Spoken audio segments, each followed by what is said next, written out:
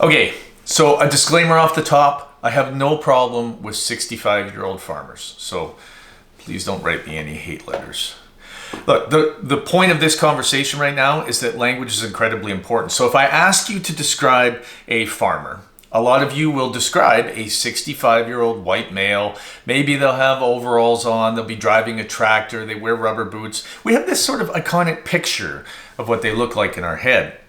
And the challenge we have is that fewer and fewer young people are moving into the field of agriculture because they don't see themselves in it because of that icon that we've sort of created in our own minds. Language is incredibly important. So I always encourage people instead, maybe you should consider using words like food producer, because food producers are anyone. It's a new icon we can create. And they can be younger people with computers and marketing degrees and international relations degrees, and they're doing vertical agriculture and they're doing hydroponics and they're growing new crops, and that's what we need to get young people to identify with agriculture and to move into it. And language is just as important with community building. I mean, how many of you have described your community as a small town that you love? Now, in your mind, it is something wonderful, except you have to ask yourself, what do other people hear when you say a small town?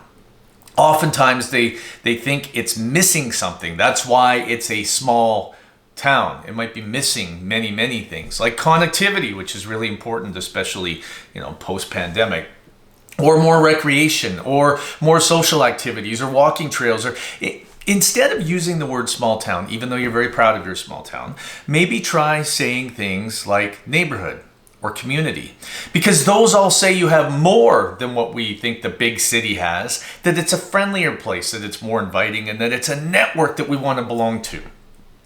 Language is important. And it doesn't matter what field or what business or what industry you're in, think about how your language becomes restrictive over time. And if you want to change, if you want to be ready for the future, think about how you can change your language to change the conversation, to bring new people and new ideas in. Language is critical. Think about that.